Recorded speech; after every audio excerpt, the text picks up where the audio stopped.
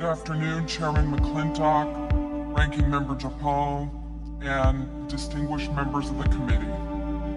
It is an honor to be here. I thank you for the invitation to share my testimony. My goal is to inspire action to safeguard the lives of migrant children, including the staggering 85,000 that are missing. Today, children will work overnight shifts at slaughterhouses, factories, restaurants to pay their debts to smugglers and traffickers. Today, children will be sold for sex. Today, children will call a hotline to report they are being abused, neglected, and trafficked. We don't know if they're going to get the help they need. For nearly a decade, unaccompanied children have been suffering in the shadows, and I have to confess I knew nothing about their suffering until 2021 when I volunteered to help the Biden administration with the crisis at the southern border. As part of Operation Artemis, I was deployed to the Pomona Fairplex Emergency Intake Site in California to help HHS, Office of Refugee Resettlement, reunite children with sponsors in the United States. I thought I was going to help place children in loving homes. Instead, I discovered that children are being trafficked through a sophisticated network that begins with recruiting in home country, smuggling to the U.S. border, and ends when ORR delivers a child to a sponsor. Some sponsors are criminals and traffickers and members of transnational criminal organizations. Some sponsors view children as commodities and assets to be used for earning income. This is why we are witnessing an explosion of labor trafficking. Now, whether it's intentional or not, it could be argued that the United States government has become the middleman in a large-scale, multi-billion-dollar child trafficking operation that is run by bad actors seeking to profit off of the lives of children. As for me, my interest is the safety of the children. I do not view this as a political issue. I view this as a humanitarian issue. I assure you, my motives are the highest and best. I want the children protected. So I want to tell you some of what I witnessed personally at the Pomona Fairplex. I saw vulnerable indigenous children from Guatemala who speak Mayan dialects and cannot speak Spanish. That means they cannot ask for help in English, they cannot ask for help in Spanish. They become captives of their sponsors. I have sat with case managers as they've cried to tell me the horror of what has happened to children as they make the journey to this country.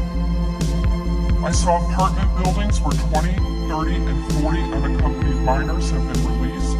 I saw sponsors trying to simultaneously sponsor children from multiple ORR sites at one time. I saw sponsors using multiple addresses to obtain sponsorships of children, and I saw numerous cases of children in debt bondage, and the child knew they had to stay with the sponsor until the debt was paid. Realizing that we were not offering the children the American dream, but instead putting them in modern-day slavery with wicked overlords was a terrible revelation. A terrible revelation. These children are a captive victim population with no access to law enforcement or knowledge of their rights. They are extorted, abused, neglected. And that is why I blew the whistle in 2021. I witnessed firsthand the horrors of child trafficking and exploitation. My life will never be the same after what I see. And I have hope, because I'm counting on you. It's my hope that you'll take action to end this crisis, to safeguard the lives of these vulnerable children. People have asked me, what can be done? What would you suggest? Well, first, I think HHS's number one priority is oversight. They must commit to oversight, transparency, and accountability. If I could wave a magic wand, this, I believe, could be quickly solved by experts in the IG community. There is a Pandemic Analytics Center of Excellence, or the PACE as we call it.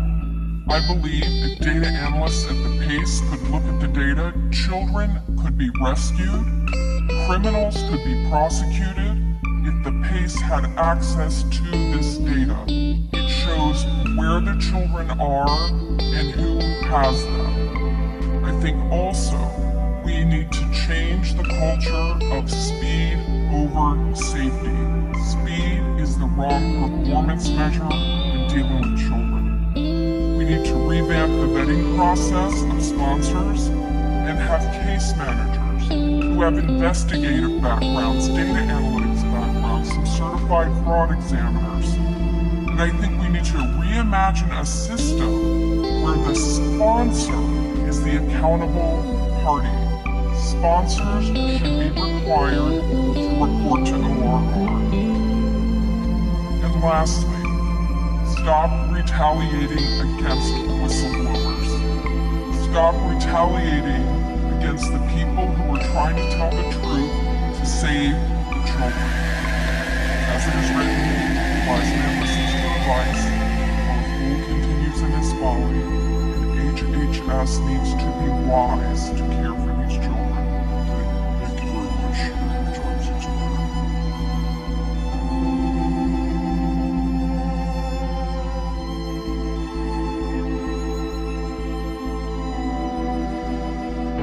And when I speak, I don't speak as a Democrat or a Republican. I speak as a victim of America's so-called democracy.